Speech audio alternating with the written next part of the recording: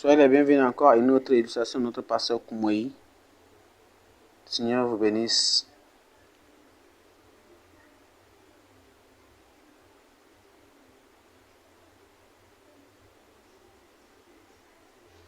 Celui qui est là, soit qu'il est grand, celui qui est assis à table, ou bien celui qui serve, ce n'est pas celui qui est assis à table, mais je suis parmi vous, comme celui qui serve.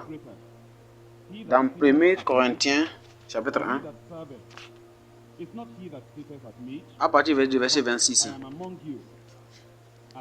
jusqu'au verset 28.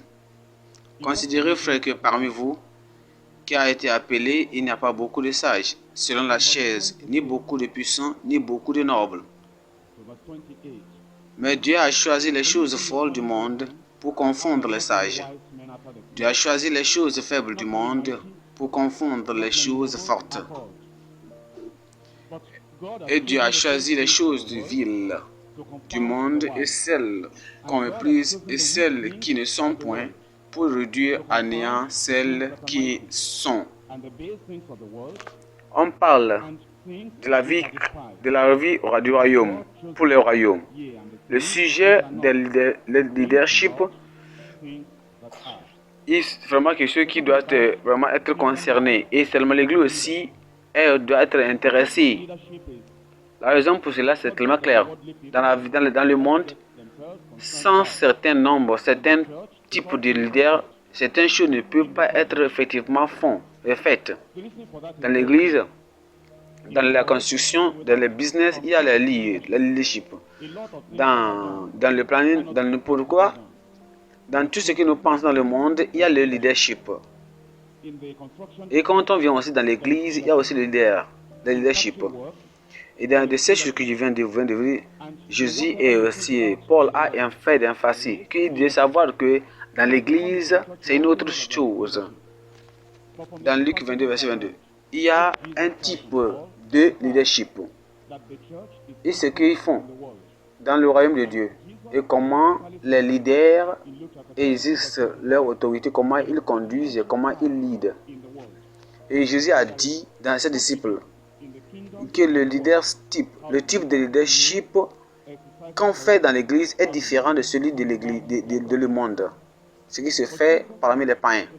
Et Paul aussi a fait d'emphasis qu'il a été appelé non pas comme des nobles, comme des puissants, comme selon la chair, le sage, on le sait. Mais si Dieu avait besoin de ces grands leaders dans le monde, alors il devait les appeler. Il les a placés à être leaders.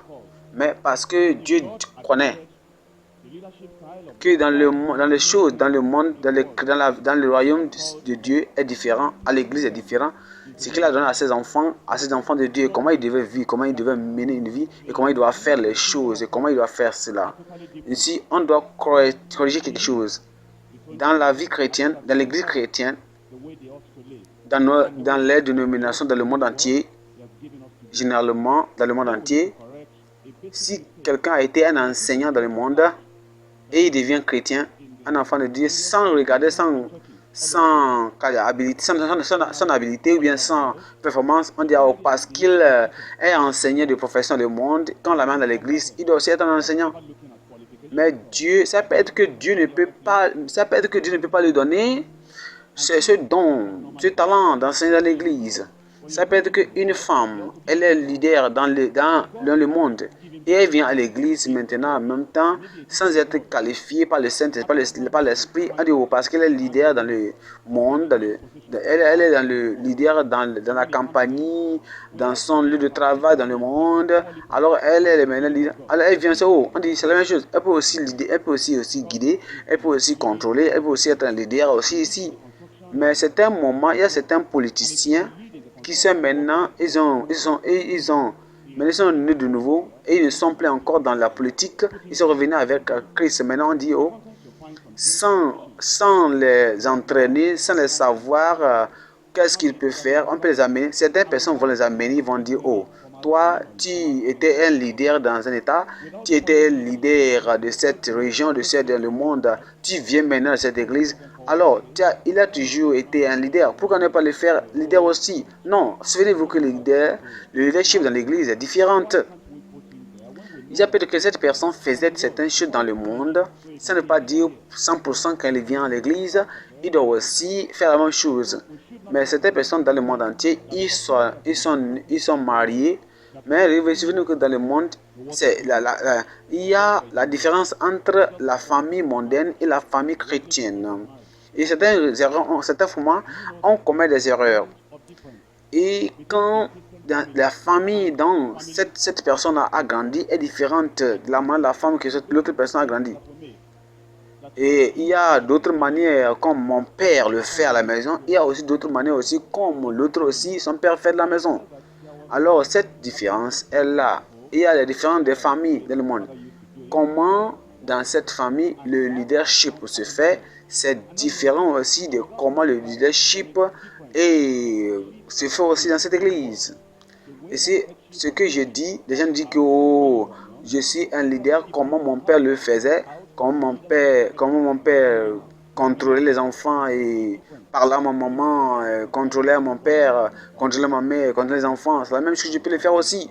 Non, l'église est différente. Je ne peux pas amener ce type de leadership dans mon église pour pouvoir contrôler mes leaders, conduire plutôt mes assujettis ou bien mes membres. Non, parce que le royaume de ce monde est différent de celui de Dieu. Alors, si vous êtes appelé au leadership, il faut commencer à chercher dans l'exécutif quel style de leadership dois-je utiliser pour pouvoir contrôler ou bien guider mes membres. Je sais que vous êtes bénis à travers cette illustration de notre pasteur Koumoyi. Restez bénis. Par la grâce de Dieu, on se verra la semaine prochaine pour une autre illustration de notre pasteur Koumoyi. Partagez aussi cela à d'autres personnes qui sont aussi bénies comme vous. Merci.